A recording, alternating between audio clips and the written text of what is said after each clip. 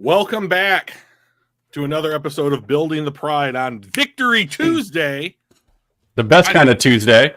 I am your host, Drew, and as you just heard, I'm joined by my co-host, Mike. Mike, how are you? It's Victory Tuesday. It's the best kind of Tuesday. I'm loving life. I just want to let you know I do own Lions gear. Excellent. Yeah, everyone seems real concerned about my clothing choices, but so I do have it. So we're there. We're all good. Yeah. Stop if you heard this one before, but the Lions are going to the NFC Championship game. And if you have heard that before, you're probably in your 40s, right? Yeah. Well, I am 41, and I believe the last time that we played, I was 9. Yeah. And it was against the Redskins. Let's not talk about that one. Let's talk about the game that we won before that. That was an ugly game against the Redskins.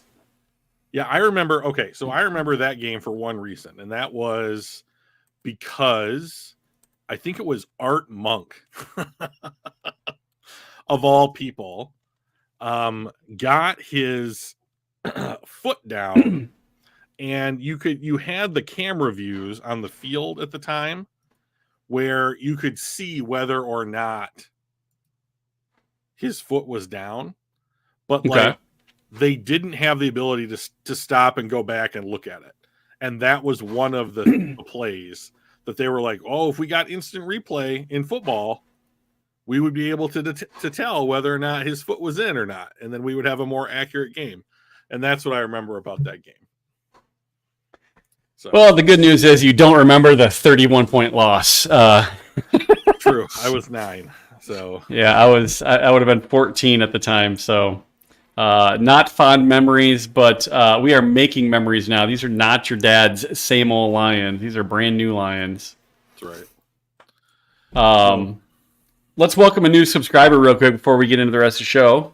Skip Shelton, thank you for the sub. We appreciate you. Hope you enjoyed the content. Tell your friends. There's more than the 94 of us out there, right? There's a lot more Lions fans. We are America's team right now. Sorry, Dallas. Not sorry. So, we're going to the NFC title game. That's the game that if you win it, you go to the Super Bowl. I know. Yeah, we are one game away from the Super Bowl.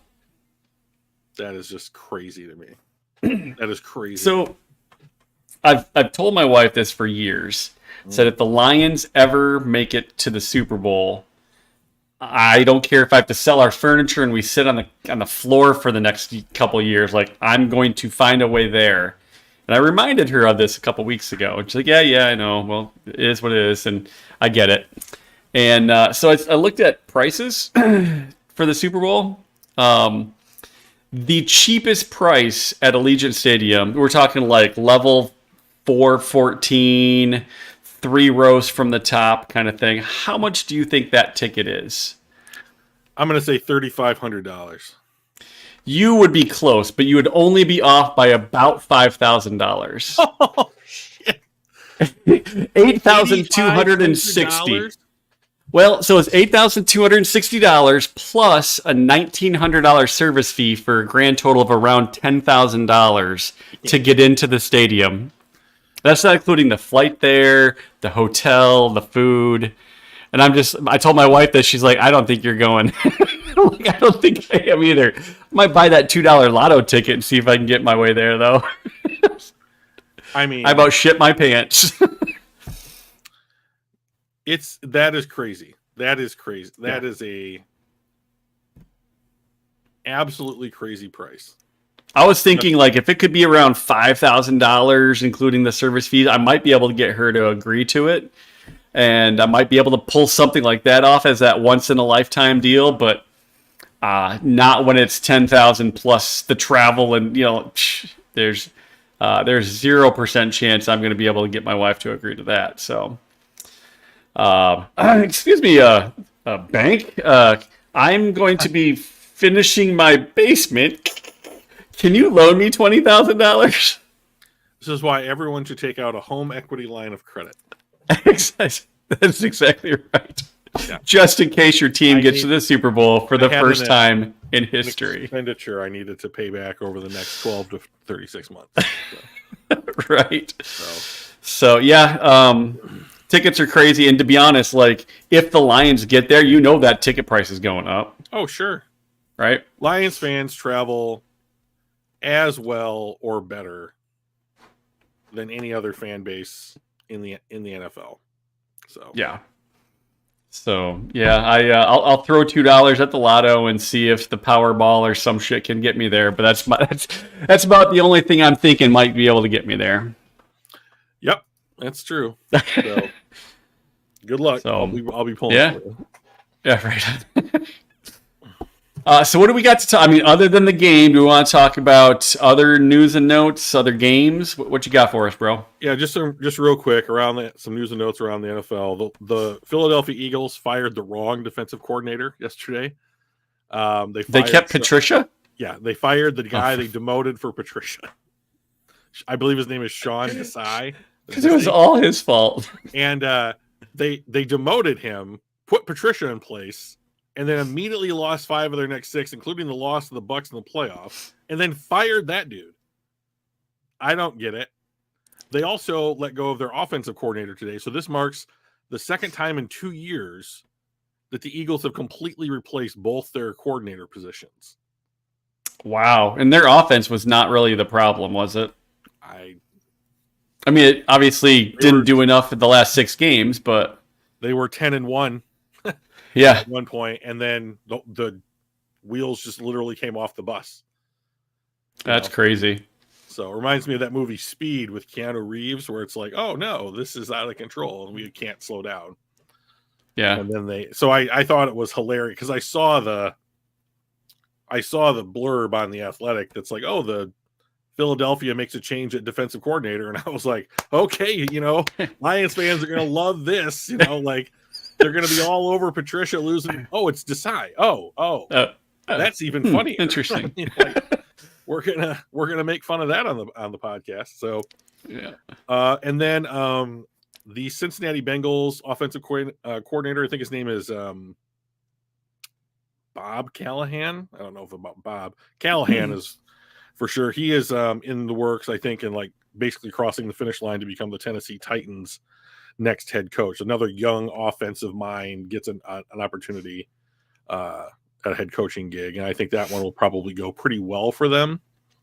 So, they're in the AFC. I don't particularly care about the Titans, so good job.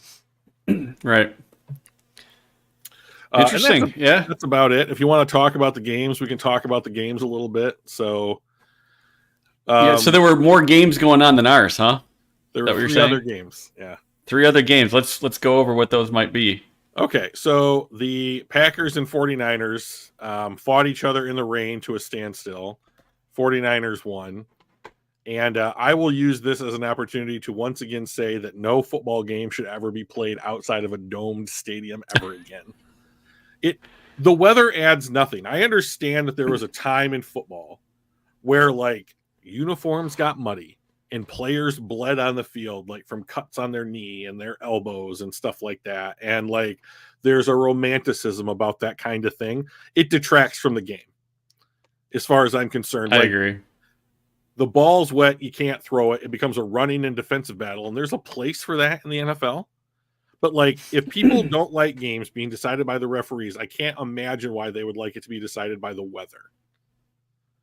So like, it always benefits the less talented team because it narrows the focus of what the game is, and it narrows like what the game plans are going to be. It's less exciting. They're almost all like decided by 3 points. And like, I just think that it's ridiculous. I remember when the Lions played the Eagles, it must have been 5 or 10 years ago now, in the snow game. Oh, in the snow. Yeah. Where like Calvin goes and makes this beautiful catch and he comes back and his whole face mask is full of snow.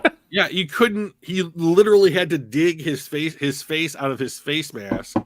And if we're talking about games like in Kansas City with the wind chill in the wild card round with Miami and that kind of thing, like player safety is also a concern. Like if the wind chill is below 0, I mean, like you could experience some kind of frostbite or damage. And like if the game in San Francisco with the Packers was raining, you're telling me that you can't slip and hyperextend a knee or twist an ankle? Or what happened to Deebo Samuel? Yeah. Like it looks like I don't know if that's necessarily weather related, but like that can't be good for them. No, it can't. And so like might be good for us. I get that like cities don't want to pay billionaires almost $1 billion for new stadiums, and I get it.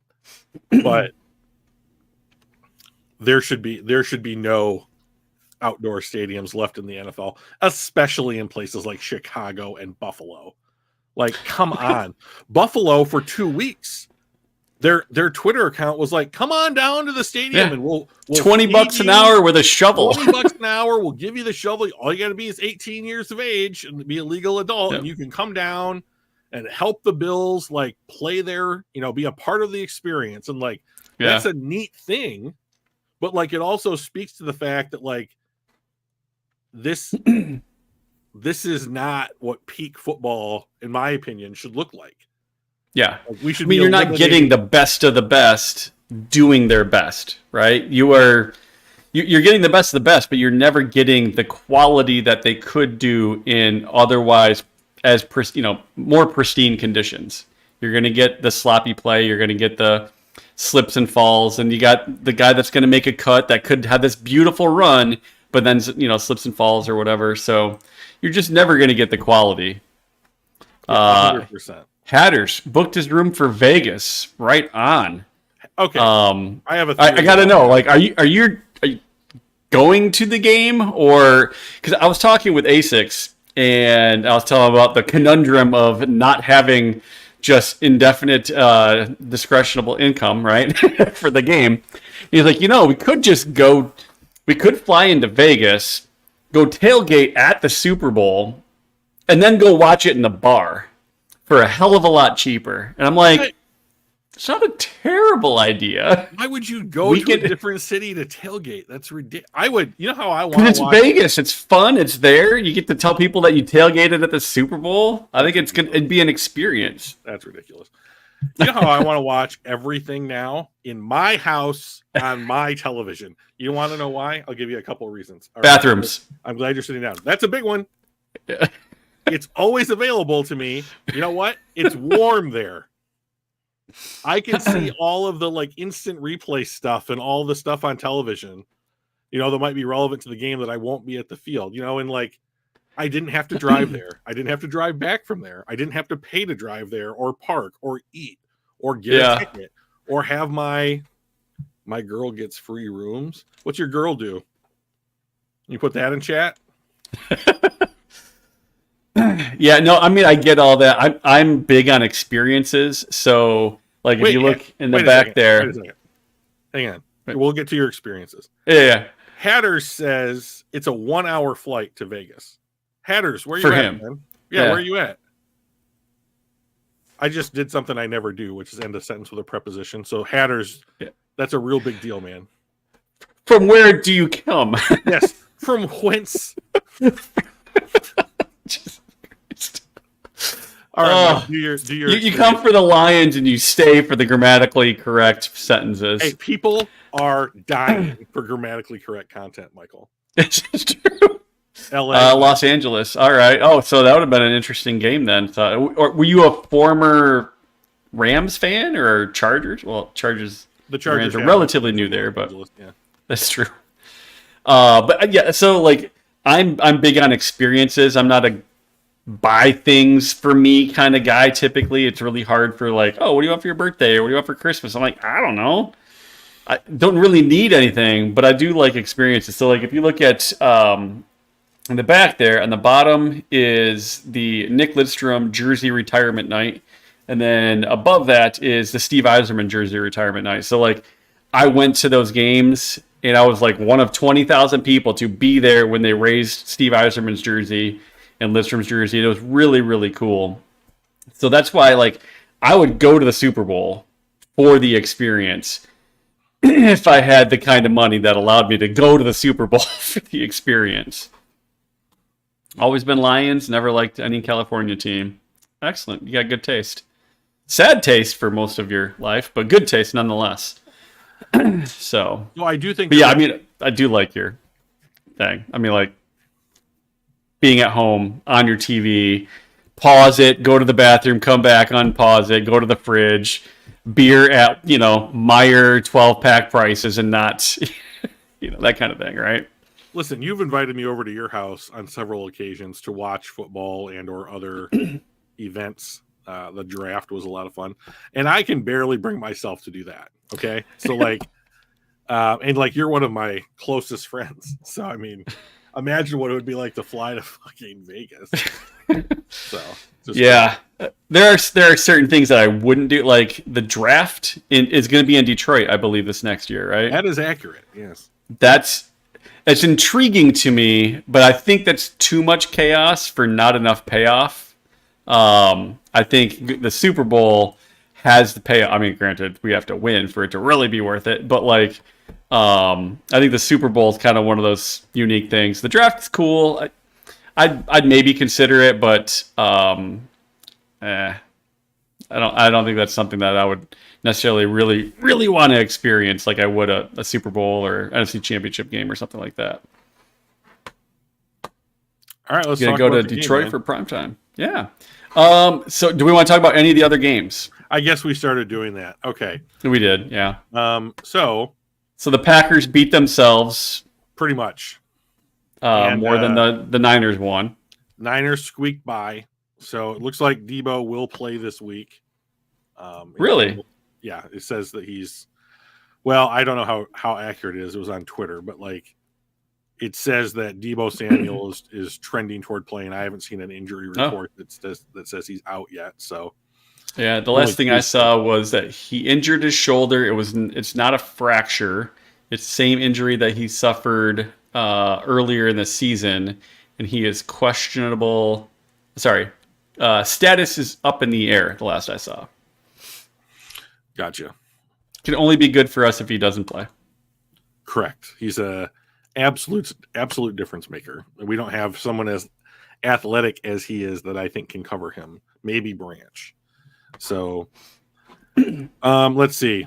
Kind of in the same vein, the Bills and Chiefs met for the third time in 5 years. Yeah, something like that. 5. And hey, Donkey Kong. What's up, Donkey? And once again, it comes down to the Bills kicker trying to make a field goal, and he pushes it wide right after an absolute, like, he was effectively perfect the whole year. The whole year he was perfect. And like he pushes it right in that one spot. And like, yeah, I kind of feel for the Bills because it's just like that hurdle that they can't seem to get past no matter what. But here we go. The Chiefs are going to be in the AFC Championship game for the 6th straight season. So it's an accomplishment, man.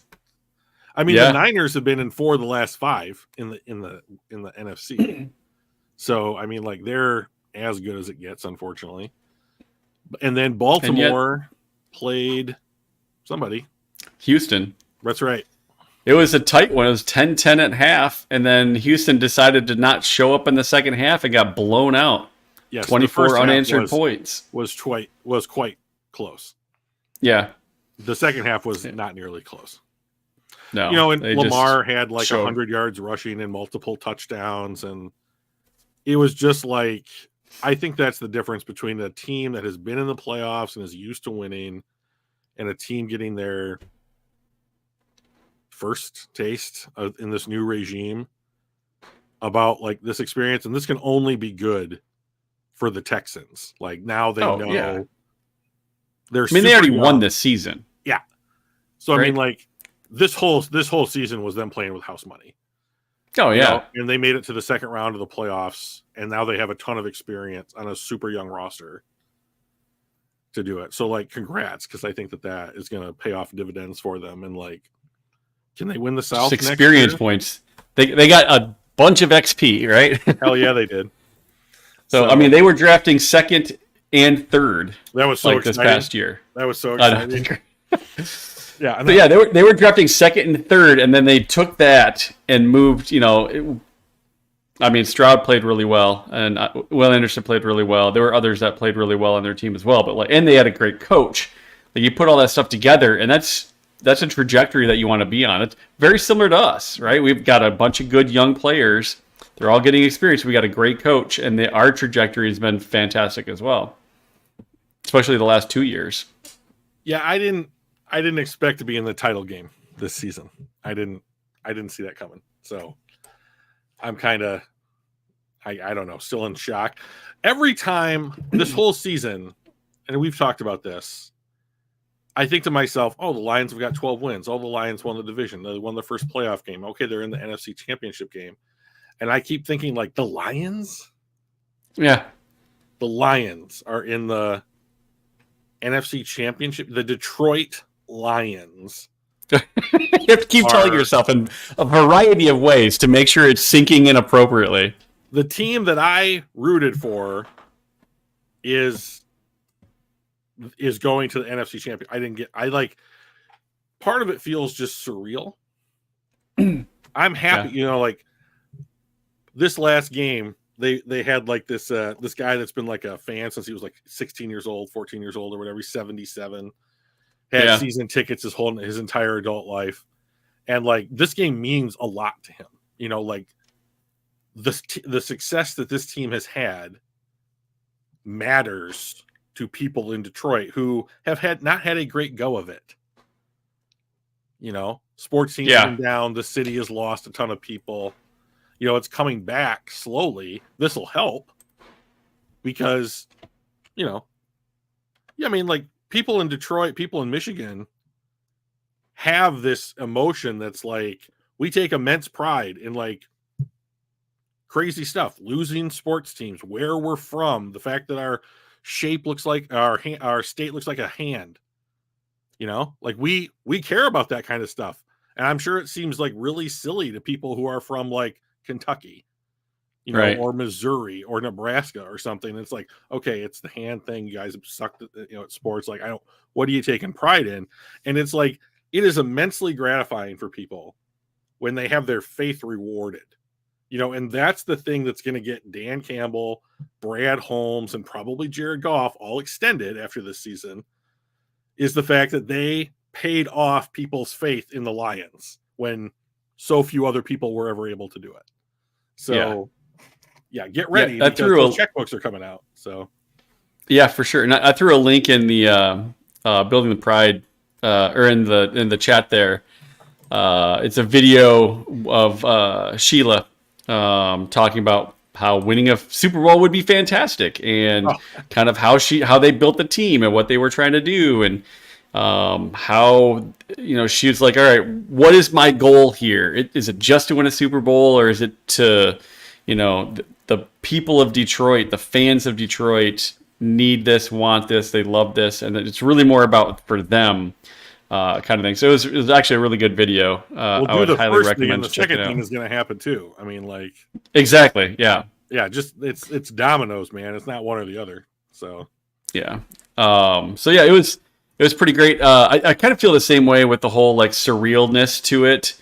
I think back of like on the season and where we're at now, and I'm thinking to myself like, all right, what is my magic fairy Christmas land? Like, what is the storybook for what I would love to see? And I would love to see a Detroit victory over the Kansas City Chiefs bookend both the season. We beat them in week 1, beat them in the Super Bowl. Bookend, perfect storybook. That is like my dream right now. And we are a game away, and I think it's going to be the Chiefs versus the Ravens, and that's going to be a hard-fought game. It's going to be such a good game. So the Chiefs will have to go on the road finally. Again, because they were just in the road against Buffalo. Oh, that's right. So yeah, I think that's going to be a tough game.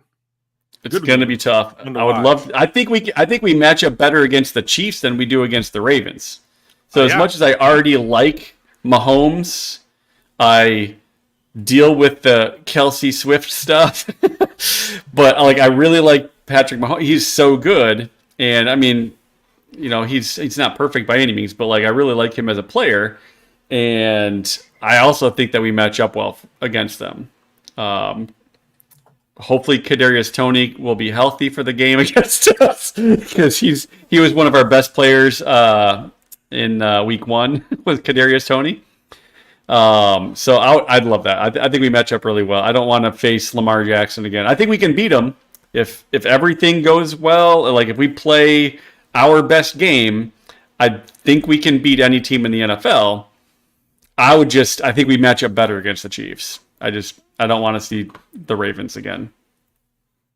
Yeah, no, I don't want to. I would rather play the Chiefs than the Ravens, which just sounds crazy, but I would rather play them. Yeah. Like just for the we beat you once already this year, so we know we can do it. Like that's confidence. Like I would rather play the team that you went into their building and beat them once than the team that humiliated you in their building. So that's just me. I mean, there's a little revenge factor on the one hand, but there's the been there and done that. We know we can do this factor on the other, right? For sure. You want to talk about the game a little? Let's do it. It was a great game. It was good, yes. Well, so my favorite part was when we got up by 2 touchdowns. And then I could Yeah, I will say, Steve-O, like I appreciate we got to beat San Francisco first. Best not to get ahead of ourselves. That is their job. Yeah, that's their job is to not look past the next opponent. We, as fans, get to talk about all the things, right? Like our ability to talk about like what happens in the Super Bowl when we get there, if we get there, has no bearing on it. So, like, as long as Amon-Ra St. Brown and Jared Goff and Aiden Hutchinson, they only care about beating San Francisco, that is the key to beating San Francisco. I am perfectly fine anybody talking about what happens next. Zeke, they're playing at home and they're the 1 seed, dude. I mean, yeah, I'll bet it gets down to 5.5 by the game time. But like, well, I mean, and the Niners, they did not. I mean, they lost to the Rams in week 18. When both teams were playing a bunch of backups. So one of those losses is not like the others, right? Right. So consider them like a 14-4 team and then basically had backups in for their last game. We did not do that, which I think ended up working okay for us because Laporta didn't. Sorry, go ahead. Yeah, I'll say it worked out okay not resting our guys because the injury to Laporta didn't end up being critical. It could have been devastating. Whereas they rested their guys and damn near got beat by Green Bay because they looked rusty. So as much as I wanted us to rest some of our guys for injury purposes, it seems to be working out. So I will eat crow on that one. Yeah, and don't take the betting line as like a sign of respect or not. Like, there's so much that goes into the betting line that like we aren't aware of, and like it doesn't matter. Like ultimately, it doesn't matter, right? Like the Lions beat the Chiefs or beat the Bucks by more than 3.5 or whatever the Bucks were favored on or whatever. It just doesn't matter. I mean, it's just a guess, So like to be honest, like if I had to put money on it, I would probably put money on San Francisco because they're at home. Like that matters, and like that's why I was so pissed when we lost to Dallas. And then the next week, the Rams ended up beating the Niners because if we beat Dallas, we were the 1 seed. And then we don't have home Sunday. We don't have to fucking travel the entire playoffs. The road to the Super Bowl runs through Detroit, man. So like I think that it's probably just like they're getting 7 because they're at home. And like traditionally they've been a very strong team. Let's be honest. Detroit, this is the first really good season that Detroit has had in how long, Mike? 10 years? Probably 2018. Okay, 2018. 2018 was our last playoff team, and I think 2014 was the last time we had a good playoff team. That was the year that we lost to Dallas. We had the number 2 defense in the NFL. We had a great offense, and I feel like a Shawshank Redemption line, like lawyer fucked me, refs fucked us, right? Like right. It was a rough call, but like That was the last time we had this quality of a team. And before that, it was the 90s. Right. So I think the line, just to kind of continue on with what Zeke was putting up here, is that basically like you have a proven commodity in an advantageous position against a new commodity in the Lions in a disadvantageous position. And lines always start out bigger, early in the week than when you get to close to game time. But like, I see what you're saying. Like 3 points is kind of the standard, like this game is even number, and the higher you go, the more, the greater the chasm between the two teams. But you're right. They're both 14-5. And we know, as Lions fans, we know who this team is. This team is not a mystery to us. They're going to go into Candlestick or whatever the fuck it's called now. And they're going to play this team tough, and they're going to try and get the lead, make no mistakes. And where's your grit hat? Speaking of grit, it's in my closet. This is what I wore to work. So, so we know who they are. And like the problem I think that the Lions are going to have is that I think this is the most talented team, top to bottom, that they've played all season. I can't think of a team that I think that has I think if I'm trying to beat the Niners, I'm trying to put it all on Brock Purdy. Yeah, you do what Green Bay just did. Yeah, but you complete it. Yeah, you finished what they did. Yeah, the Lions. So like Tim Twentyman, who is a Lions reporter, I can't remember for who, always does a comparison, like on NFL ranks, like in 7 or 8 different offensive categories, 7 or 8 defensive categories. The Lions and the Niners are like mirror images of each other on offense.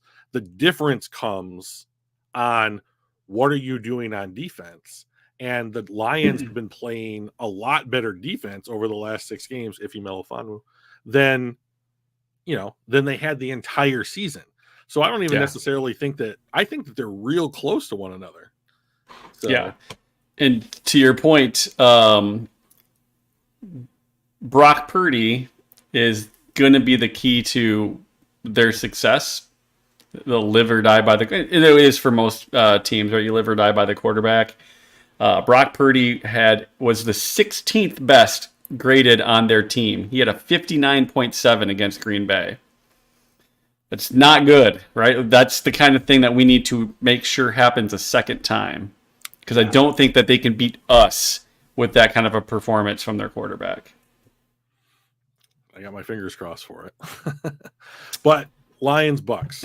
Okay, so Lions Bucks. The Lions win the toss. They choose to receive. I love it. And this is go out there, score. This is happening a lot now in the NFL. Is that like the kind of the standard model is win the toss, defer to the second half. So like. See how the first half goes, get the ball first in the second half, make your adjustments, go and win the game. I don't think that that's how shit works anymore. Now it seems to be get the ball first, score, get a lead, play from the front, dictate the game from that position immediately. So, I think it's how you're built. We're built that way. We are built to get a lead. What team is built to win from behind in the modern NFL? I think the teams that have strong downfield passing games are built to be able to come from behind much better than those that don't. I'd agree. So that's what I mean by that. So like the Chiefs, the Dolphins, right? They got good downfield passing games. The Bills, like those kinds of teams are exactly what can defer. Because if they're down by a touchdown, that's fine. They're built to be able to have a quick strike kind of deal. We aren't. Our strength of our team is running. If we can run the game well, then we can pass well. Like our run opens up the pass and not vice versa. So if we get behind, that's going to dictate what we can't do on offense. If any other team that has a really strong passer gets behind, it doesn't change anything because they want to pass anyway. So that's what I mean by us not being built that way. Others are built that they can withstand a shorter time frame to come back from deficits. If that makes sense. Sure. So they have to have played the same number of games. I think no, they didn't, because they had a first round bye. We had to play the first round. That's also accurate. It's the one team I could have been wrong about. Okay. So damn it, man. They had 2 byes. That's what got you. He said they had a bye week. They had 2 byes, one in the regular season and one in the postseason. It's that playoff one that gets you every time. So I think Steve-O's has preempted me. Maybe he should be the host of the show.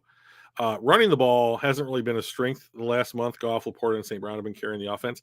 I'm going to push back on that a little bit because the analytics. Yeah. So like, I think that he's right in the sense that like the focus has been like, I think what their first or second drive looked like, where it was 1, 2, 3. I think it was their first drive. They went 3 and out, no runs, not even on second down, to maybe change the down and distance a little bit. But I don't think Gibbs looked great Saturday. Anyone but LA. Who's this? Love it. I don't know, but I love the name. Anyone but LA. Welcome to the chat. First timer. Yeah. Or maybe not. Maybe this is what maybe Hatters has changed his name again and jumped back in. Who was that guy that did that? Remember that we had a guy and he was like, bouncing in and out. And then he bounced in and out, and it was like, oh, it's this other guy now. Yeah. All right. Well, thanks for joining Anyone But LA. Yeah. Gibbs did look great Sunday. Usually when you rip off long touchdown runs, I think it does a lot for your image. But they did 3 straight passes and didn't convert and had to punt the ball. And I was like, oh shit, like you won the toss and received and you go 3 and out. Now I'm not loving it, or whatever. And like for all Ben Johnson's greatness, and he is great. Like the thing about Ben Johnson that is really good is that he schemes up effective running plays. Like the explosiveness of the Detroit Lions offense stems from their running game, shockingly enough. And, you're running behind Penei Sewell, who had a 97.5, I think, run blocking grade this last week. It's like basically perfect. But, there it is on the right, in the upper right-hand corner. So, and Gibbs was right there overall, 84. Yeah, he was just great. And that's the thing. Like, once again, I think the story of the game is Penei Sewell, Taylor Decker, Jonas Jackson, who only played, I think, like the first quarter, maybe part of the second quarter. Frank Ragnow, 4 of your top 5. Yeah, Gibbs being the other one. Ragnow somehow played every offensive snap, having sprained both his knee and ankle. I would be unable to walk for weeks. Yeah. And this motherfucker goes out and he's like, no, put a brace on it and like maybe give me a shot of something. And I'm going to go, and not miss a snap. And I get to play against 350-pound Vita Vea. Like I would have been like, no, dude, no, I'm cool. Like I just need a reason to not go out there. My ankle's a little sore, right? I am so tired right now. Yeah. So he is a warrior. Like that dude is going to be crippled by the time he's 45 years old. Like there's no doubt in my mind that he'll have like one of those like little scooters or whatever you see people in like the grocery stores. But like people in Detroit would carry him around Myers on their shoulders the rest of his life. Yeah, no shit. Because he do you see what he said after the game to the like sideline reporter? No. She basically was, she's like a little tiny, like normal sized woman. And like a normal sized human. She looks like Frank Ragnow looks like a Greek god standing next to her. He's so fucking big. But like, she was like, how did you do it? And he was like, well, I just love the team and like the players. Yeah. And there wasn't any way I was going to miss Pain it. Doesn't get to me. Yeah. And I was just like, this dude is tough. Like there's no wonder why players like the people in the city of Detroit and Michigan are like, hey, Frank Ragnow, the center, we love you, dude. Because he's going to kill himself to try and win the game. And like, we love that. You know, we love that. Yeah. So like the offensive he was our man of the year too, by the way. Yeah. Walter Payton Man of the Year nomination. But yeah, like Gibbs played great. I'd like to see more snaps, to be honest. We have to scroll down a bit to see David Montgomery. He did not have that great of a game. I can't believe Kabinda got in there for 11. That just still boggles my mind. I'll never understand this team's obsession with Jason Kabinda. I just don't get it. He's great on special teams. Like, let him run down on those kickoffs and punt returns and shit like that. But like, I mean, I just don't understand it on the offensive side. But yeah, Gibbs killed it. Brown was great. Laporta was great. Goff was not particularly great. 67.5 is okay. Nothing special. He got outplayed by Baker. But the rest of the team, I mean, we're a team. We're not just a one trick pony with one guy, carrying the weight, which is great because I think you tend to be more successful when you get everybody pulling the cart instead of just one donkey. So yeah, Baker outplayed him a little bit, but Goff did what he needed to do, and I was pretty excited about that. Steve-O says, is it possible Montgomery's playing injured? I would put money on if you said any player in the NFL at this point is totally healthy. I'd think that you were lying. I think he's healthy enough to play. But like, to your point, I certainly didn't look at this game and think like, okay, that's David Montgomery out there, and like, I do think they want to feature Gibbs more, but I think that, so like, I think that you're right, Mike. Like I can understand why you want Gibbs to get more touches over the course of this season. I think that the team should have a 2-to-1 split in favor of Montgomery when it comes to like trying to put out an effective running game. I have no problem with Jahmyr Gibbs running the ball, but like, I think that David Montgomery, from a running the ball standpoint, is the more effective runner right now. Not the more explosive, but the more effective, like on average. So like, where I'm going with that, basically, before I read anyone's comment, is that like, if this team, the way that Ben Johnson calls plays, feels very much like we are a team that is concerned about down and distance. We want to be able to manufacture first downs and like piddly dunk our way down the field, but we can also rip off these big plays because we're smarter than you. And like, I think that David Montgomery is better at the like moving the chains down and distance stuff than Jahmyr Gibbs is currently. Might all change next year with an offseason in the system. Who knows? Yeah, I got a theory that more that in the regular season, so the running room would be healthier down the road.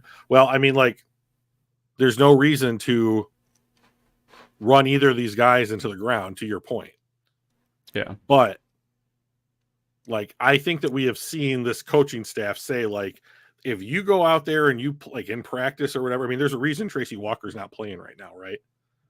I mean, he's a healthy scratch. I mean, well, I don't know if he's like a healthy scratch, but like, he's just not playing much, if anything. Is he even on the, like, I think he was an actor for the game. Like, and I've heard nothing about him being hurt. Like, I just think that if he took his job. Yeah. And he had a rougher game than he has been in the past. 52.6 overall grade. Kirby also had kind of a rough game. Hutch still killing it. Benito Jones played really well. 12 snaps. Onwuzurike, I mean, not a ton of snaps, but he played well when he was in there. CJ GJ back doing the things that he was brought here to do. Branch played well. Barnes, God, that was a beautiful interception, wasn't it? To steal the game, his first career interception. His arms are like the necks of a giraffe. If you ever look at Derek Barnes just standing up normal, I'll bet he could scratch his knees, not having to bend over. The dude has super long arms. Like, and when he finally went up and got there, go like, gadget arms. When Baker threw it, you could just tell that he knew it was a pick. You know, I'll say this other thing about Jalen Reeves-Maybin.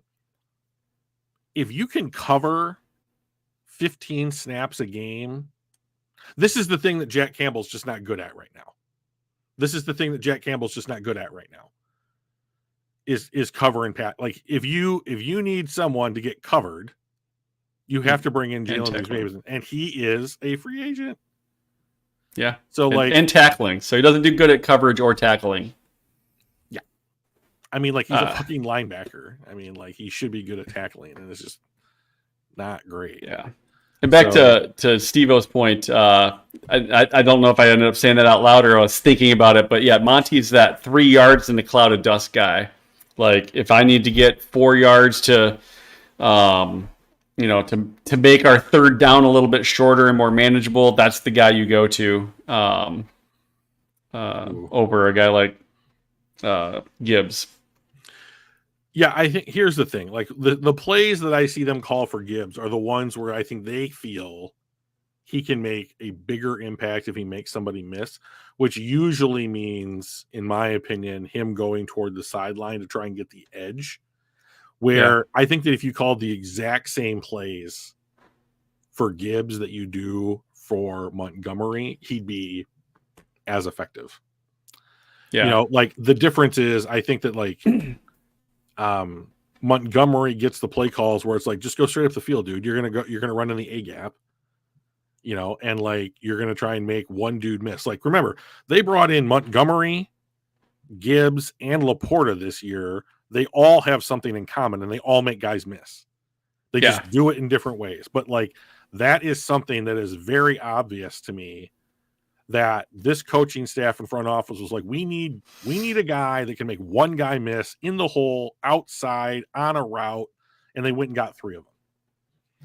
You know, like, when Bijan was coming out of college in Texas this last year, he's the running back for the Falcons.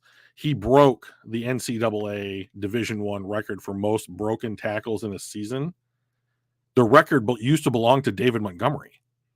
Yeah. Like, the dude can make a guy miss. Like, it's just that he does it in a different style. I have to assume that they did not count or measure broken tackles back in Barry's day. In like 1989, 88? I would imagine not. Because I can't imagine literally anybody breaking more tackles than Barry Sanders when it comes to, like, being unable to be tackled. Barry certainly did it in a very spectacular way. Yeah, he learned that through playing tag as a kid. He was one of the smaller kids, and when they would tag him, they would be a little bit rough. So he got his juke and, shiftiness from just not, I don't want you to touch me at all, let alone tackle me. So Barry's the man. So I'm reading this book called Range, which is about, like, how we teach people different skills, or how people take skills, and, like, especially, like, in athletics, like, what makes a better person? Someone like a better athlete, someone like Tiger Woods that specializes in one thing since they were a kid, or somebody like Roger Federer, or, like, in your example, Barry Sanders, who took skills that he used from doing something else, in this case tag, and applied it to the sport that he chose to make his profession. And, like, he's, in my opinion, the greatest running back that's ever played football, and so, it kind of makes you wonder, like, those transferable skills, like, what kind of magic can you unlock? So here's the key to the game, as far as I'm concerned. We could go drive by drive, and we could say the same stuff. Lions didn't have a turnover, I don't believe. They were penalized less. They just didn't make the same mistakes that Tampa Bay made. But here's the key thing that I think won the game for the Detroit Lions. Tampa Bay was in 3rd and 15 plus all game. Yeah. It was 3rd and super fucking long for the Buccaneers in the first quarter, the second quarter, the third quarter, and the fourth. And they just couldn't get out of it. And, like, who converts on 3rd and 15 all the time? Yeah. eight pressures just from Hutch alone. McNeil had 3 more. If he had a couple, including a sack, I believe. 2 sacks, actually. We got the pressure on big downs. It was pretty great to see. Yeah, I mean, when the Lions get 5 sacks in a game, I mean, typically what I would say is, like, if you told me, hey, the Lions are going to have 5 sacks this week, I'm going to be like, okay, which 5 non-Aiden Hutchinson players got sacks? Because all of the pressures are going to come from Aiden, and he's going to flush that guy right into everybody else. Yes, it was. Christy would like to know if super fucking long is a technical term. It is. I haven't seen it. I haven't heard Tony Romo say it yet, so I don't think it's technical. It's but well, you're not listening for the right thing, Mike. It's an SFL. SFL. Okay. I'll have to listen to that. Christy is my welcome, buddy Christy from Southfield. She's bored tonight, so I told her she could watch our podcast. You told her that she could. I'm glad that you gave her permission. That's great. Yeah, Christy, you don't have to get permission from him. Just watch. She was like, I don't know, I don't have a lot going on, and I was like, you could watch our YouTube stream, and she was like, oh, I guess I could hit a couple buttons and put you on the TV. So, and right on. Hey, welcome. We shouldn't criticize that, Mike, because no, that's how we got to grow somehow. So exactly, we're only 6 subscribers away from the century mark. From triple digits. Yeah, yep. It's a momentous time for our show. So we talked a little bit about the game. Here's one thing we didn't talk about yet in the game.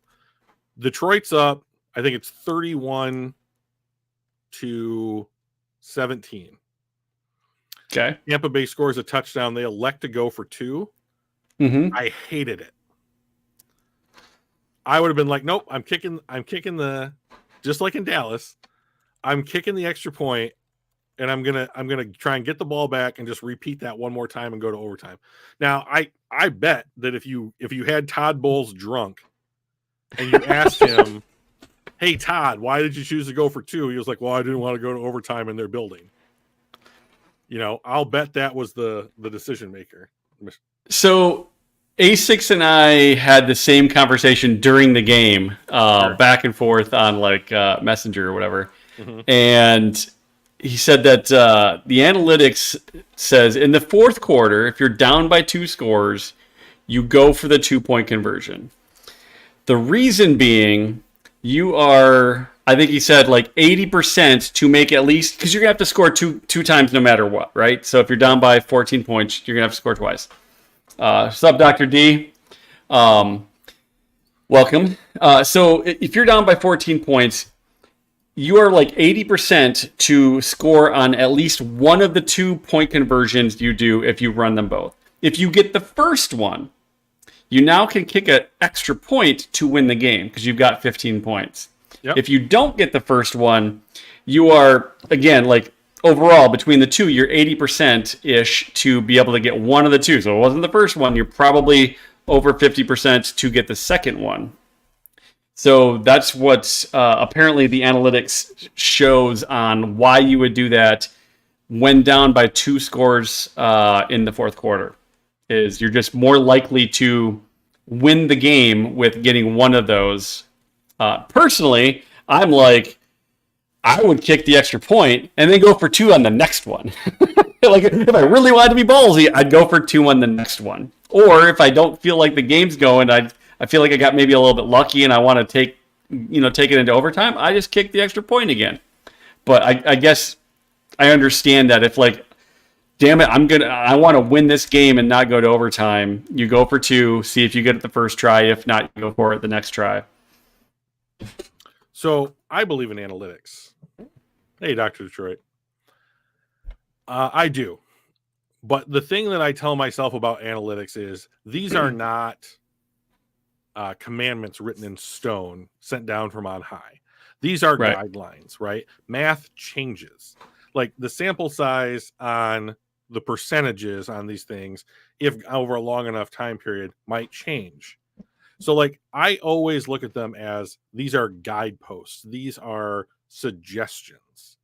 And it's beneficial to have another perspective on things that you would otherwise take for granted. Here's one thing though. Like whether it's 56% on the first attempt or 85% on the second attempt or whatever, it's 95% to kick an extra point. You know, and like I get it. Like you feel like you're trying to give yourself the best chance to win the game. I am more in line with your thinking that like let's get as close with as high a percentage of play as we possibly can, and then see where we are, and then we can make a decision. You know, whether it's something like Detroit did in Dallas, where they wanted to go for 2 to win the game as opposed to kicking an extra point. Tampa Bay didn't put themselves in that position, right? Like they were putting themselves in a position that they thought would give them the best chance to win on the next score. I don't know that I typically believe in that aggressive a philosophy when it comes to winning the game quite yet. So I will have to sit with these kinds of decisions, and I'm going to need to start seeing some of them work out, because whether it's Detroit and Dallas or Tampa Bay and Detroit, like the thinking was I have 56% chance or whatever the percentage was to put myself in a position to either tie or go for a win with a really high percentage play. The next thing, the difference is you got to get to that next thing first. And like, to me, the decision that Tampa Bay made in this game was putting the cart before the horse a little bit. I would have not done that. I would have played it a little bit more, the higher percentage play of kicking the extra point. But it's our opponent. I don't really care. Yeah. Go and I'm also curious. Oh, go ahead. Sorry.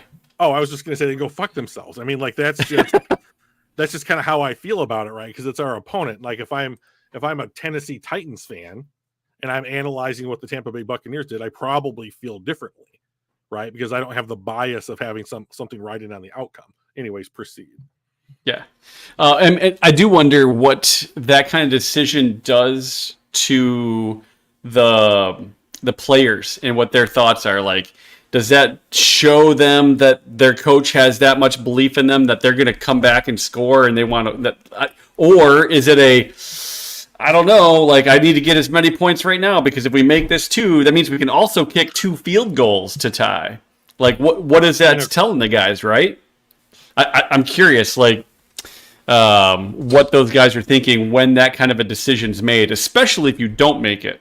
Now there's also a ton of pressure on you because now you have to get another touchdown. You can't just get 2 more field goals in a shorter period of time. You actually have to get a touchdown, and there's a ton of pressure on you to make that next 2-point conversion. Is it worth it?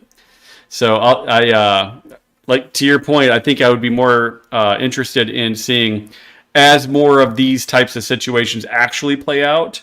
I understand the math behind it, but what's the reality? Like how many of those are 0 2-point conversions, success plays, and how many of them are, well, we got 50%, how many of them are, well, we got the first one, we kicked it for the win the next time. I can't believe that it's that high. I get the math, I don't get the philosophy. I mean, I don't understand the I guess the reality behind the decision. And welcome Zeka as well, by the way. The chat is talking about the draft. It's killing me not to talk about it. I know. I was like, I'm going to extend this out a little bit. You son of a bitch. Yeah. I know. I'm a terrible person. Okay. So this does seem like a nice segue if we're going to try and keep this under 2 hours. To segue to, we have even more teams locked into their draft positions. We're going to do another mock. So if Mike, if you could pull up the mock while I talk about this stuff, I would greatly appreciate it. And then let's finish off the pod by talking about the game at the Niners. All right. All right. That's kind of a highlight. That's kind of a high point. First, Steve-O. I don't think that there is a stud corner or pass rusher in this draft. I don't think there's anybody up to the level of like an Aiden Hutchinson or Kayvon Thibodeau. And I think that the corners, while good, are not going to be elite corners. So I think what he's saying is, let's trade this year's and next year's first round picks and get Brian Burns or Max Crosby. Correct me if I'm wrong, Steve-O, but that was when I saw that. I'm like, yeah, I would give this year's one and next year's one for Max Crosby. Bring him, right? Yeah. Okay, then I would agree with that assessment. So, and we are when the Super Bowl is over, and Christy, if you're still watching, this is the best part of the show. So, like, yeah, Crosby. Okay, so I want to talk about that too. There's too many things to talk about. If you trade, you want to use your draft picks like that to make a trade, kind of those F that picks type of style that the Rams made popular, then you either need to be prepared to extend somebody or assume a huge contract, right? My only problem with this is Detroit at this time next season is going to be firmly in the, well, he's coming off an ACL. Like, they're going to be firmly in the now we have to extend our own players area, right? So just next season, this time next year, Goff is up, Penei Sewell is up, St. Brown is up, McNeil is up, Melifonwu is up. And if you want to keep guys like Barnes and that kind of stuff as well, like these guys are all going to have to be extended. Like we have talked, Mike, you can't extend everybody. Yeah. You know, so right. So, but this Dr. D says yes to all, right? So I mean, like the Lions are in the championship game. Why would you screw with it? Now, well, of course not. I mean, like he's the seventh guy out of the seven that you should be worried about. But like whether it's going out and getting like, so if to Steve-O's point, if you want to make a move like that, do it for an edge rusher. Go get Brian Burns. Go get somebody. Max Crosby. You're not going to pry him out of. I don't think they're going to trade him. Well, I heard that he had either already asked for or is considering asking for a trade. If they didn't sign Antonio Pierce as their next head coach, which they did. Oh, is that what it was? Yeah. So he was like, if you don't sign this guy as the coach, I'm going to demand a trade. And they were like, you know what? We'll sign him as the coach. You know, and so it'd be a real bitch if he demanded a trade anyway, wouldn't it? Yes, it would. It would be. That'd be a dick move. I know he went to like Eastern or something, but like, I don't. Yeah. I think he's going to be a Raider for a long time. Dr. Detroit's like, right, we can get a sweet OG at 30. Who you thinking? Because the guards I want to draft are in round 3. Christian Mahogany from Boston College, Christian Hayes from UConn. Guys like that. Guys that can come in and just be a right guard and cost you basically nothing. Like, I don't know. I do want to. Yeah, go ahead. Yeah, I'll say I do want to point out the positional value of a guard in the first round isn't super high. We don't need another. If we also have an. Yeah, Jesus, yeah. And we don't. I mean, if we have a need for a higher valued position like cornerback or another edge rusher, depending on how free agency goes, that is very much. I would much rather have the 5th best cornerback than the best guard. Correct. Oh, so Detroit, we're going to get this thing started. What I want, if you be so kind as to oblige me, Doctor, put your top 3 needs in order that you think the Lions need to address positionally this offseason. Because I think we're close, and I just wanted to do this little thought experiment. Michael, can you make that bigger, please? I can. That's perfect. That's great. And we'll let the chat throw in their picks as well. Yeah, go ahead, guys. Yell at us. Christy, if you're still listening, you throw your picks out too, okay? Yeah.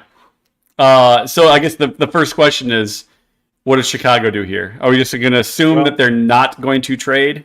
Let's wait. Let us wait until after the Super Bowl to worry about trades, right? We can. Okay, so these are just thought experiments. So, like I picked last time, you picked this time, Mike. Edge season. I think that they are going start draft. I think they're going to go with Marvin Harrison Jr. Okay, let's. If we're not trading, I think they're going to I don't think they're going to take Caleb Williams. I think they got the guy that they want. Just do it for the lulz. Okay, so I think this is. I think this is Caleb Williams. Yep. First of all, if the Bears draft a wide receiver and don't trade out at 1, I will shit my pants. Well, we'll definitely all lose the dollar. Yeah, and I'll be at your house, by the way. So let's think about that. It's true. Yeah, so, go ahead. Yeah, I'll say Dr. D says right edge, cornerback, offensive guard, and defensive tackle. So his priorities. He and I are basically in lockstep. Yeah. So the Patriots, I mean, I think they're going to go with a quarterback, right? I mean, if I was the Patriots and Drake May was on the board, I would just draft him. All right. Christy, I'm not seeing any suggestions. So your friends are disappointing me, Drew. Yeah, kind of me a little bit too. Yeah. This is Neighbors. He's just the best. I think he's the second best wide receiver in the draft. Which is a real bummer because they could have loved another wide receiver for Justin Herbert to throw to. I think this is Odunze. Still watching, but I'm not playing. So do you think so? Do you think they're going to go with another wide, or do you think they're going to go with a tight end? I would rather take. So I guess there's a philosophical question here, right? Like Brock Bowers is not really a tight end. I mean, he's a pass catcher, so he's effectively a wide receiver. But if no, she's fine. She loves the emojis, the little hands and stuff. So if you wanted a pass catcher that you're going to have to pay less on his second contract, you would take Brock Bowers here. Sure. But like, I think I think it's Odunze or Bowers. Yeah. I want Herbert to have one of these guys to throw to. She's super talented with a lot of stuff. She could make some suggestions. We'll go with Odunze because I think the wide receiver is a higher value position, and all things being equal, take the best value. The Giants, I don't think they need a quarterback. I think they've got their quarterback. They just spent $40 million on their quarterback. I'll bet you that at this time next year he's not on the team. Or you want to bet? You want to bet a steak dinner? Not a steak. I don't bet on that kind of thing for a team that I don't care about. Why would you do it was the Lions? You think they got Danny Dimes for the long haul or for the length of his contract or whatever? I think he's off the team next year. Well, let's do this. Let's do this. Daniel, stop it. Let's see where his contract is. Sure. I think next season and what's guaranteed extension, right? 24. His cap number is. Well, that's the only guaranteed year is next year, though. Okay. So yeah, after next year, he could be cut for nothing. Well, I mean, so that's certainly not. I mean, with no guaranteed salary, right? Like you don't lose $36 million, right? So right. So they would have $22 million in dead cap, and they would have 19 in cap savings. I would definitely think that at the end of next year, unless he just fucking balls out, that's his last year in New York. Okay, so they don't have their quarterback. That is not this year. Right. Okay. So, like, here's the thing, right? This is an unusual opportunity, right? So, if you're the Giants and you're like, oh, we extended Danny Dimes, what a mistake. Now, I wish I could go get out of that. Why not take Jaden Daniels here and just put his ass on the bench for a year? But I mean, give it competition, right? Right. Oh, yeah. I mean, maybe. Exactly. So, what do you think? I mean, like, if you were the GM of the Giants and you were like, man, I really want to do over on that Danny Dimes contract. I'm gonna take Jaden and Danny and like, what's his name? What's his real Daniel Jones? Daniel Jones. Like, he's gonna be like, wait a second, what's going on here? And it's like, well, we're investing in the future. And he's like, well, you gave me a 3-year extension. I'm not. Well, let's go with Daniels, but I think it really comes down to how much does the GM feel about Daniel Jones? Do they feel like I just need to give him more stuff? And then he can build, on his skill set and yada yada, or is it a buyer's remorse kind of thing, right? Totally buyer's remorse. All right, so Tennessee. This is either Joe Alt or Olu Flash now. I'm thinking it's going to be Alt. Yeah. So New York going Daniels, I think, is the worst thing for the Atlanta Falcons, who desperately need a new quarterback. So in this scenario, with your number 1 overall pick, we decreed that Justin Fields would be the quarterback of the Chicago Bears this upcoming season. Yep. See, I knew Christy would chime in. Good job. Yep. She's figured it out. Corners and DBs. So the 4th quarterback off the board, and I have it as Caleb Williams, different tier Drake May, different tier Jaden Daniels, right? Different tier the rest of the quarterbacks. So do you take, if you're Bo Nix could run what the Atlanta Falcons want to do, he could, right? You take Bo Nix at 8. I think you do. Okay, gross, right? I mean, why wouldn't you? You don't have what you need. You and I've talked so many times about the most important thing a team can do is get a franchise quarterback, and you have to keep looking for it until you have it. They don't have that, right? So you might as well take another shot. Yeah. What's the worst that could happen? You suck?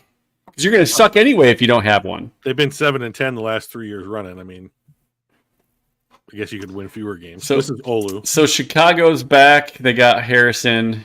Who do you think it's going to be? Olu. That guy. The Jets. Ours. Aaron Bitch Rodgers gets someone else to throw to. I hate him so much. So I don't know what to do. I don't know what to do with these guys. I don't think they're going to have a quarter. They're going to have. They're going to re-sign Cousins to a 1 or 2 year extension. Then you need a pass rusher, and then the pass rusher has got to be Dallas Turner. Yeah. Who do they have? I guess. I mean, it's not going to be Russ. There's no way that 5 quarterbacks go in the top 12 picks. There's no way. I mean, do they go with like a? That is the guy, though. I mean, like that is his comp. Is he's left-handed Drew Brees? All right, I think they need to do it. They don't have a guy. This is so gross. This is the worst one we've ever done. Raiders, they're in the same boat.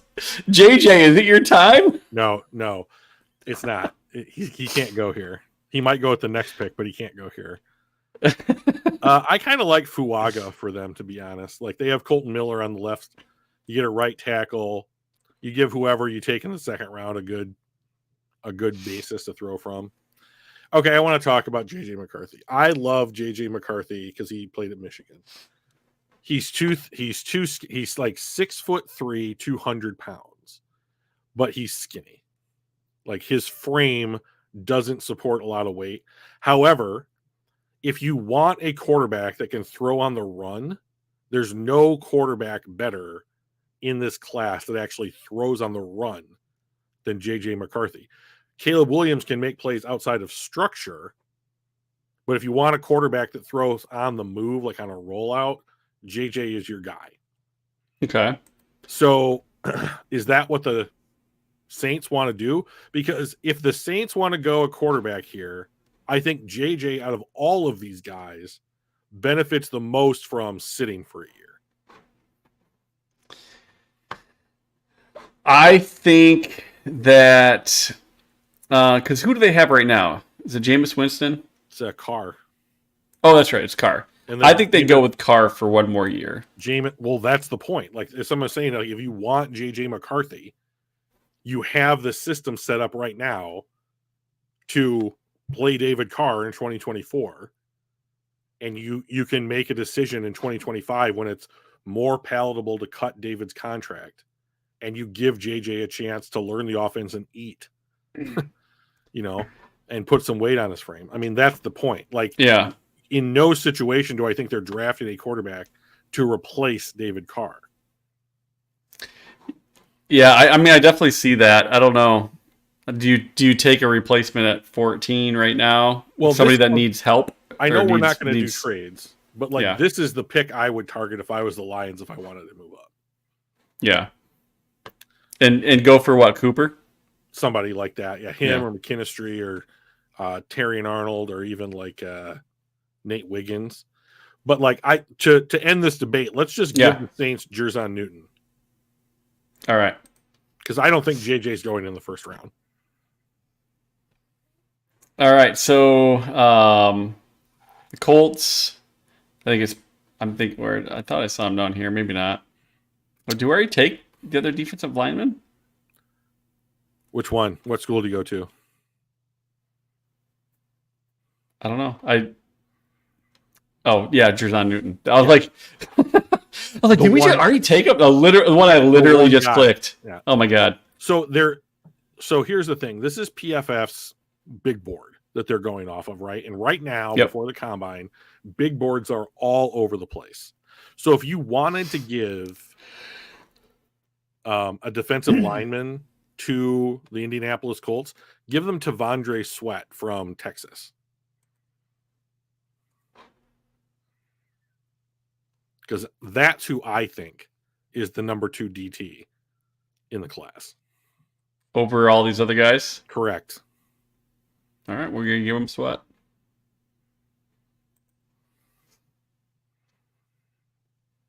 So this is Verse for me. Verse. Yep. This is Wiggins for me.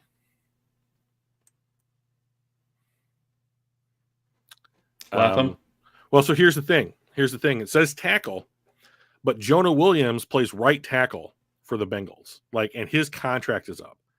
So if you want to let Jonah Williams walk, then I think that you can take Latham, who I think is a right tackle. But if you want to keep Williams, then I don't know what you do for tackles, because I don't know that there's another left tackle on the board. And then I would go to defensive line, because there's not another tight end worth taking in the first round. And then Latu? I think Latu is the best actual pass rusher in the draft. His only problem is medical stuff. So if the Bengals haven't had any problem taking medical folks, let's do that. Problem. This is your pick. This is your baby. So they need offensive line help and they need cornerback help. Part of me goes, I can't believe Cooper DeJean is still here. I mean, right at 19. You know who his comp is? Jalen Ramsey. Yeah. So part of me goes, it's pretty obvious but also if you look at bring it over here, Matthew Stafford's contract, he also has no guaranteed salary after next season. Now, granted, I think he will probably restructure this year, and then it'll buy him another year. But is this also a time where, they took Stetson Bennett in the 7th round or whatever. He is off at wherever he's off at, AA, drinking, whatever it is, right? Clearly not their guy. They got Carson Wentz, but is this a time where JJ McCarthy, and granted, they're very different quarterbacks, right? So you're not necessarily learning the kind of style that you are, but is this a time where they're going to be maybe we just take JJ here? I think it's Cooper DeJean in the way that this has fallen, but if he wasn't there and maybe Terrion Arnold was already gone or something, if there was already a run on cornerback, I wouldn't be surprised if they went with somebody like that to sit behind Stafford for a year or two. But I think right now it's got to be just Cooper DeJean. And that's fine. I have no issue with that. But here's the thing. The quarterback that I have seen given to the Rams in the mocks that they give him, when those analysts talk about why they gave a quarterback, it's because, Matthew Stafford's 35. Doesn't mean as much in the modern NFL. But to your point, they could be thinking about a change.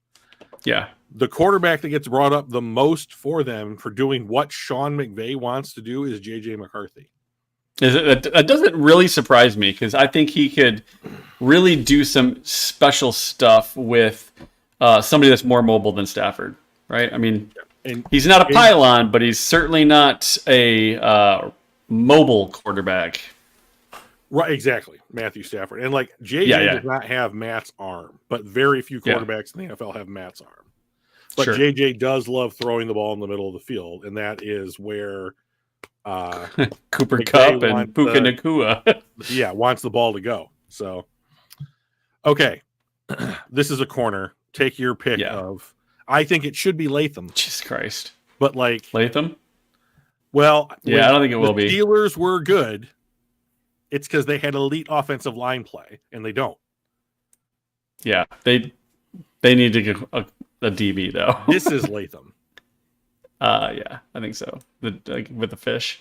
Take your pick of whatever cornerback you want, or maybe a safety if you want Kinchins or Newbin or somebody here. But like, yeah. So a buddy of mine. Let me see if I can find it here. He is a Eagles fan. That's a shame. And he subscribed. He said, I asked him about the Eagles draft needs. So he said, okay, Eagles draft needs defense. They really should go defense most of the draft, but at least the first 2 picks, really probably the first 3. Overall, they need to upgrade probably 6 starters, so a lot of needs. Defensive line is our best group, but getting some age, needs some depth. We always pick quarterback, offensive line, wide receiver, defensive line. So even though a cornerback and safety are big needs, I think they'll go defensive line with their first pick overall. If cornerback, I don't see anything defensive line here that screams I should do that over a guy like Kool-Aid. So if he's saying that cornerback and safety are their biggest needs and Kool-Aid McKinstry is still here, I think that's what they go with. So, yeah, you can hit the button, but if I'm Detroit, I would call. This would be the area where I would be calling. Yeah. Be like, because Kool-Aid McKinstry might be the perfect fit for what Detroit wants to do. He's a press corner that just never fucks up. Yeah. And like, I don't That's know what we need.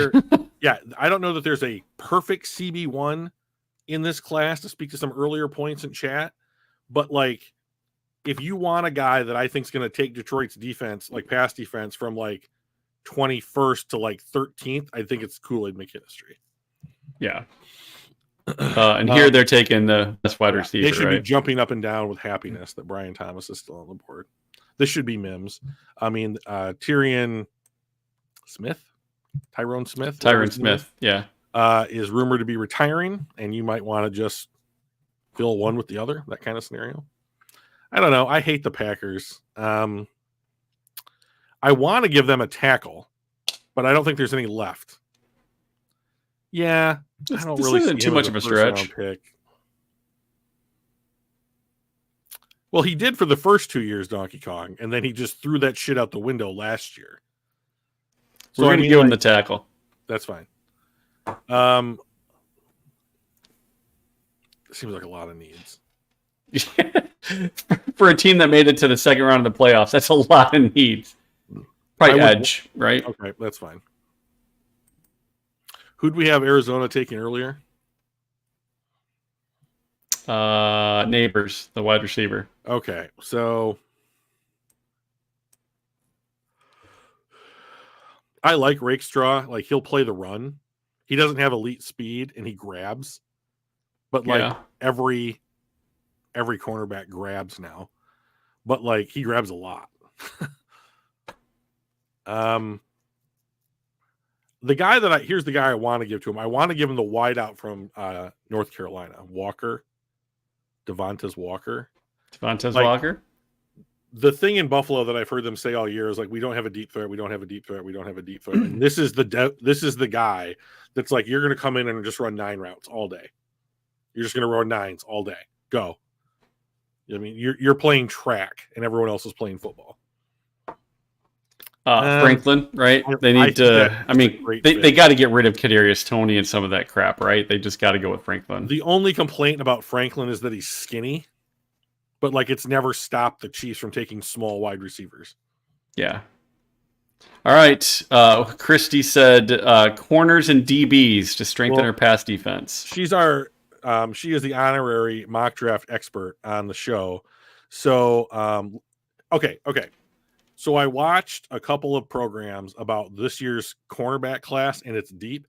Here's why I think it should be Kamari Lassiter if the board falls this way. I think Quinion Mitchell from Toledo is the better corner, but he's an off coverage corner, and that's not what Detroit does. Here's the thing that got me to say Kamari Lassiter to Detroit is the way to go. He is a hip pocket corner, which means that like He may not be the most elite. He may not be the highest jumper or get a ton of picks. But like when it comes to guarding somebody, he's going to get in that dude's hip pocket and he's going to stay there. And when I see Aiden Hutchinson a fingertip away from getting sacks, my thing is, Jesus, if we could only cover for another half of a second, these would turn into like 4 or 5 more sacks a year.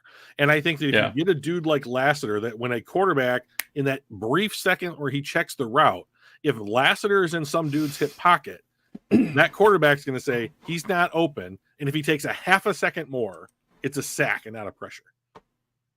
So that's why I like Lassiter. Yeah, that's why I like Lassiter here. They obviously have us losing to the 40 whiners. So it's just by, I think it's by record, and the tiebreaker goes to like who finished best overall in the conference. So yeah, I like Graham Barton for them a lot. He's going to play inside, but you could pick Fontenot as well. And then what do you think about the Ravens? I don't know. They don't have a lot of. I mean, it says defensive line and cornerback, but they're really good. So I don't know. Maybe do they need another? It also shows wide receiver, so maybe like McConkey. So I think that he's a little bit like Zay Flowers in the sense that he's going to be like he likes the underneath stuff. Yeah. If we go wide receiver, and I think that that's absolutely appropriate, the guy that I would give them is Keon Coleman from Florida State. 6'5", throw it up, go get it. Seems to like play well with Lamar Jackson, right? So there we have it. There's our first round mock with only 4 unknown slots left. Yeah, Christie killed Kansas it on City. that Kamari Lassiter pick, I might add. Yeah. Yep. I would agree. First timer, just like Brad Holmes coming out swinging. Yep. So, hey, beginner's luck. I'll take any kind of luck we got. Yeah, of course, Danny Dimes is a giant in 2024. It's next season. They literally can't afford to not have him on the team. All right, let's finish this bad boy off talking about the NFC Championship game. The first one, the Lions will be playing in since 1991, when you were 9 and I was 14. That's right, buddy. I'm not going to give any of our ages out, but if you can do the math, I'm 41. You're 46. I'm 46. I'll give them that. It's okay. So usually, up until this point in the playoffs, I have said like if Detroit can do A, B, and C, I think that they have a really good chance to win the game. Yep. This is the first time where I'm like, I don't think an ABC thing approach here works. I think that. Well, I mean, if you want to put some money on it, Donkey Kong, I'd be happy to put a little money on it. You're ruining the mock. This was 20 minutes ago. Where you been? He's catching up. He's catching up. That's fine. I think it's as likely as almost any other position for them. I don't know that there's an ABC approach. Like Ben Johnson, Dan Campbell, Aaron Glenn, they're going to try and figure it out. But I think this is Detroit's got to play perfect, and they've got to fuck up. I don't think they're that much better than us. I think that it's true for the offense. But like they are, here's the thing about San Francisco that has me super worried. They are way better at converting on third down than the Lions, and they are excellent in the red zone. So I remember right. Oh, keep talking while So to me, I think this is the most talented defense they've played all season, maybe with the exception of Baltimore. And I don't like the matchups. I really don't like the matchups, whether it's Branch or Sutton on either Ayuk or Samuel. And I don't like the matchup of Kittle on any of our safeties. The only one that I think matches up physically with Kittle is Mel Fonwu. And you want to blitz with him. So regular season, they were this is sorted by highest red zone touchdown percentage. They are number 1 at 67.2. We are number 3 at 64.1. We need to make sure, and that was the difference, right, between in the Rams game. They kicked 3 field goals. We scored touchdowns. We win by 1. We need to do the same thing here. We need to force them. When we look at defense and we look at red zone touchdown percentage, we are not particularly great. 66%, right? And they are 54. Not great, but they're not in the red. So they definitely have the edge there on defensive red zone, red zone defense. Right. So I think their skill position players match up very well athletically with our defenders. And I think that's going to be a problem. And I think that what Detroit has to do to win this game is pressure Brock Purdy all game, and which means, in my opinion, that you have to blitz. And the problem with blitzing is that if you blitz into the teeth of a screen or Deebo Samuel makes one dude miss, that's it. That's a touchdown. So I think the margin for error here is very small. So I think to counteract that, the Detroit Lions are going to be super aggressive. And when I think super aggressive, what I mean is that Dan Campbell is going to be super aggressive on his 4th down play calling, on going for touchdowns and not field goals and that kind of thing. And the problem with that is that you got to be 100% on it. You can't afford to come out of a possession with no points on the road, and with the stakes being what they are, and just say, oh, this, not that they would do this, but oh, it's been a great run. We're just going to, we're going to leave it all out on the field, and what I mean by that is having, not putting out the effort, but we are going to have to run low percentage plays with huge upsides in order to make up the difference, which I think could happen very easily. So I am not super positive that I like the plan for victory against the Niners more than I have liked it against the Rams and Bucks. 49ers are a better team. That makes a lot of sense. So, but however, the Lions have played teams like the Rams and Bucks and made fewer mistakes and won games. Yep. I don't know that the Niners, if the same amount of mistakes are going to be made, are going to give you that same opening. So what do you do to put yourself in the lead? That's what I don't know. Yeah. We do have a little bit better. Just looking at the stats in playoffs, our 3rd down percentage on defense is really good. It's we're only allowing 1 out of 3 conversions. They are a little over 50, they're almost 54%. So our 3rd down defense is better than theirs. We have to stop people on 3rd downs. We have to. If we can't stop them on 3rd downs, they're just going to run down the field. Our red zone touchdown percentage, we're pretty close. They're at 40%, we're at 50%, so we're essentially side by side. And I think even on offense, when we switch over to that, our 3rd down offense, their 3rd down offense is 62%. That's really good. Ours is not great. Right. It's at 40, essentially. So we really need, I think 3rd down is going to be kind of the key to the game, both on offense and defense. If we can get there on 3rd down on offense, if we can stop their 3rd down on defense, and obviously turnovers is the other piece. If we're going to lose the turnover battle, I don't see us winning the game at all. Christy, that's not a thing.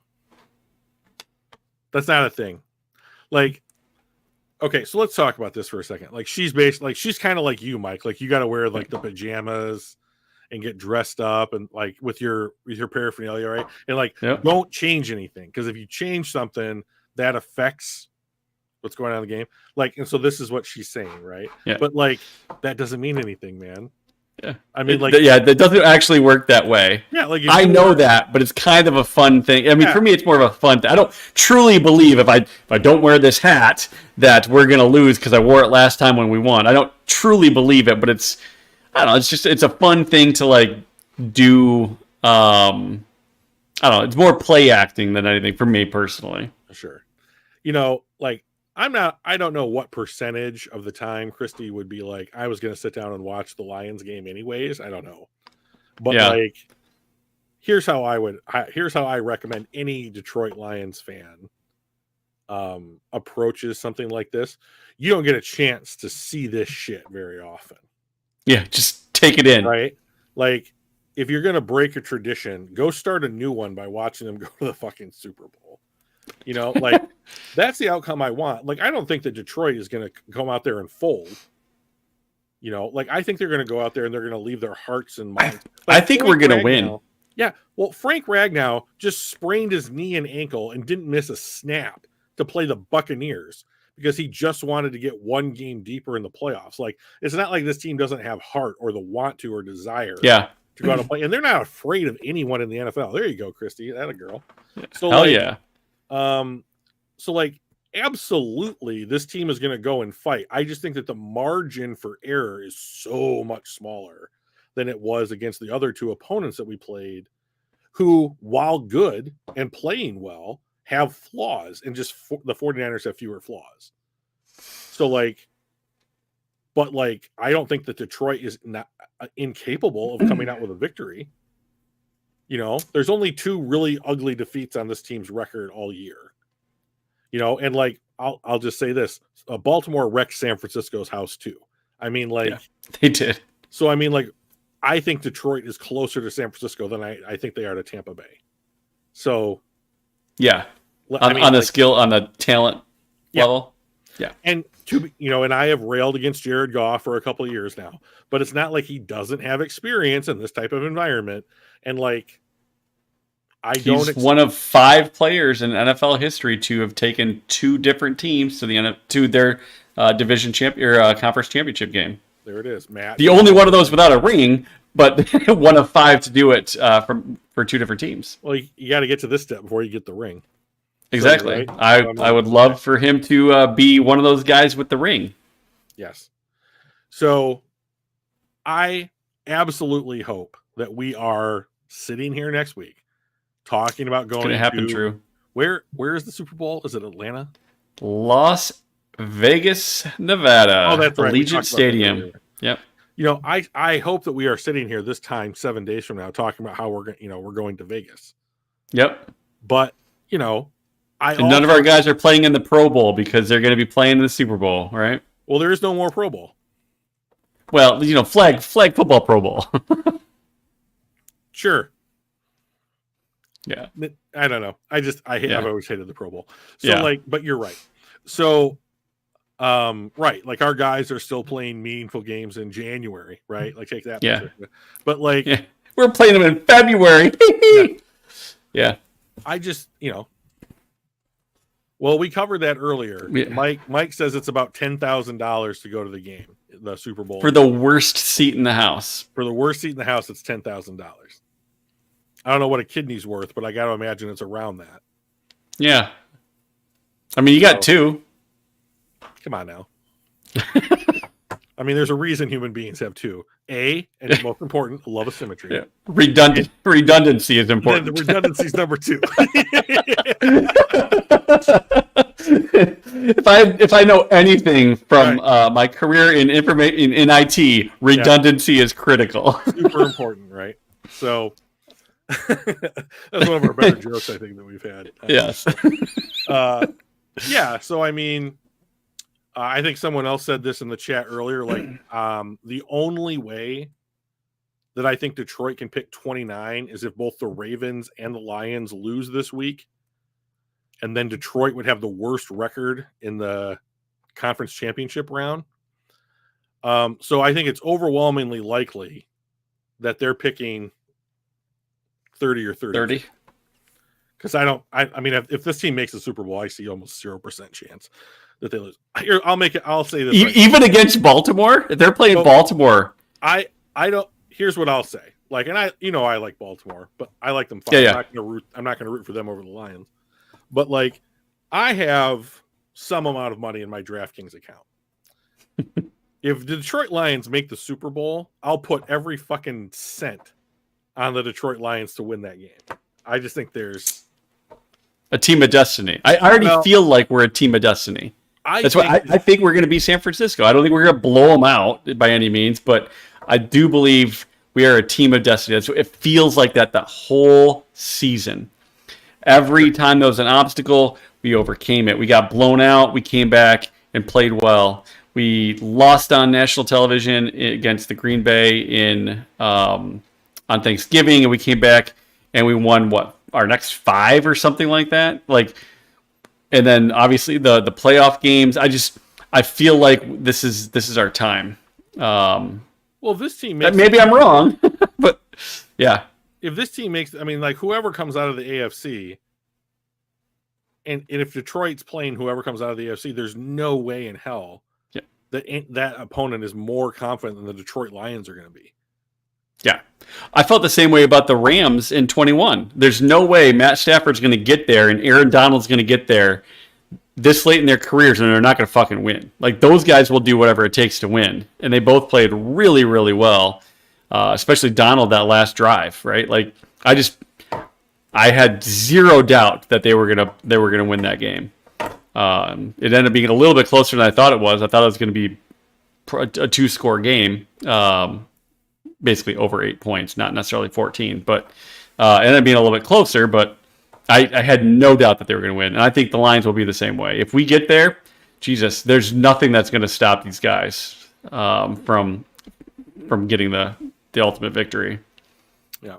Well, we kept it under the 2 hours today. We did. We've been pretty crazy. So I will say this to chat for the 2 people remaining. We will be going into postseason talk. Obviously, if the Lions. Oh, jeez. Yeah, she's doing our job for us. Usually that's Mike's line. But yes, we'll be going into postseason roster prep as soon as the Lions are done in the playoffs, whether that means they're in the Super Bowl or in the conference championship week. So get your questions in now. We did a little bit of positional, what do we need today? But in the comments or, in the chat or what have you, start thinking about I wouldn't mind this guy being on the team, or we need A, B, and C in order to do it. And where we can get guys at whatever round, that kind of thing. And of course, we will always talk about how the Lions performed on the field. So next Tuesday, tune in at 7 when we talk about how we're going to the Super Bowl. Yes, cannot wait. And like Christy says, hit that like, subscribe, and follow button. Yeah. And tell your friends. Tell them to do it too. We are so peer pressure. Peer pressure is a good thing sometimes. Yeah. Make them feel bad about it. Yeah. What do you mean you're not subscribed? You're not. Why would you not be subscribed? That seems absurd. Yeah. So we appreciate. Yeah. Once we hit that triple digits, and I don't know what we're gonna do, but we got to do something fun. Well, we already said that we would call a game. Yes. So we will have to do that. Super Bowl?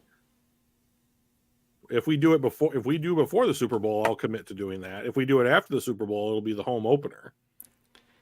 Yeah. Yeah.